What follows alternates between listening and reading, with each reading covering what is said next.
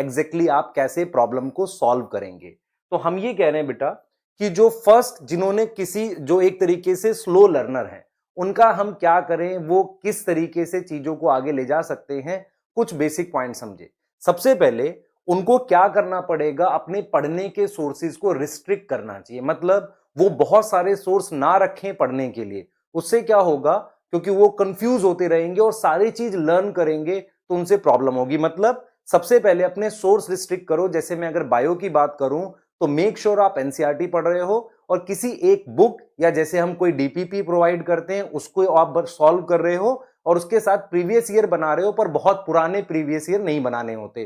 तो आप अपने सोर्सेज रिस्ट्रिक्ट करें और उसके हर एक क्वेश्चन को एनालाइज करके उससे लर्निंग इंप्रूव करें। एक स्टेप आपका सबसे पहले ये होगा। अगर आप बहुत सारे सोर्सेज बनाओगे तो आपको कभी कुछ नहीं आएगा और आप कभी अपना बैकलॉग कवर नहीं कर पाओगे। दूसरी चीज ये है बेटा कि आपको टाइम बढ़ाना पड़ेगा, क्योंकि आपको स्लो याद होता है तो आपको धीरे धीरे टाइम बढ़ाना पड़ेगा, पर एक समय जब आएगा जब आप औरों के इक्वल आपको याद हो रहा होगा।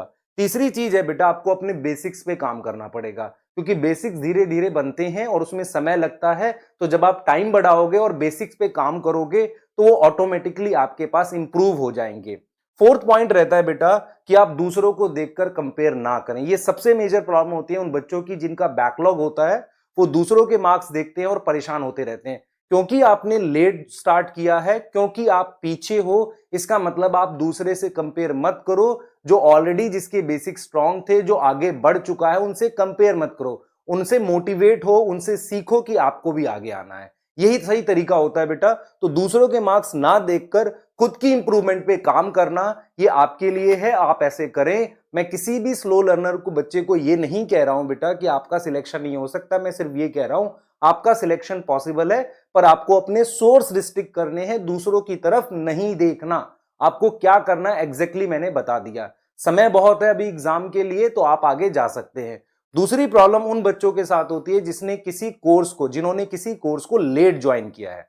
अब यहां लेट ज्वाइन करने का क्या मतलब है, आपका कोर्स ऑलरेडी 1 महीने आगे था, आपने लेट ज्वाइन किया और आपको फ्लो में आने में समय लगेगा। तो आप क्या करें, सबसे पहले बेटा करंट टॉपिक के साथ चलें। कई बार क्या होता है, जब आप करंट टॉपिक के साथ चलते हैं तो आपको पुराने टॉपिक्स की नीड पड़ती है, तो सिर्फ उन्हीं टॉपिक को आप पढ़ लें, पर कोशिश करें एक लंबे समय तक आप करंट टॉपिक के साथ चलें, तभी आप बैकलॉग पे को कवर कर पाएंगे। दूसरा, आप अवॉइड करें कि और बैकलॉग क्रिएट ना हो।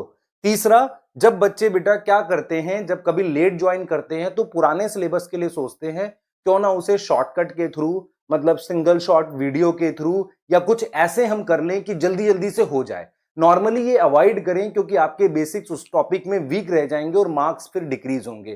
तो सही तरीका ये है कि आप अपना टाइम बढ़ाएं, करंट टॉपिक के साथ चलें, नया बैकलॉग क्रिएट होने ना दें और सही समय का वेट करें कि जब आप दोबारा से उन बैकलॉग टॉपिक को पढ़ेंगे।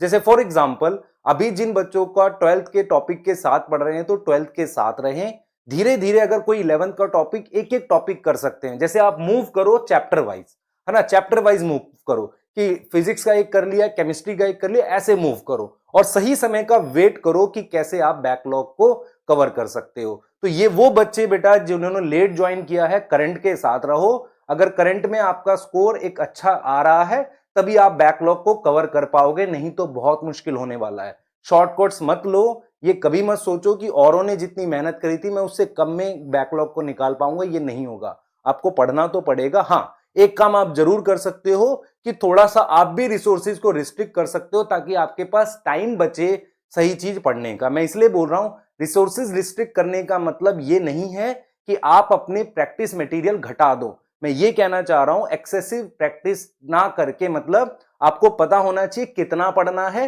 कौन सी बुक से क्वेश्चन बनाने हैं और कितने क्वेश्चंस बनाने के बाद आपके सफिशिएंट मार्क्स आ रहे हैं। तो ये दो तरीके हैं बेटा, ये दो तरह के स्टूडेंट्स हैं जिनके बैकलॉग होते हैं और आप इन प्रॉब्लम्स को सॉल्व कर सकते हैं अगर आपके पास विल पावर है।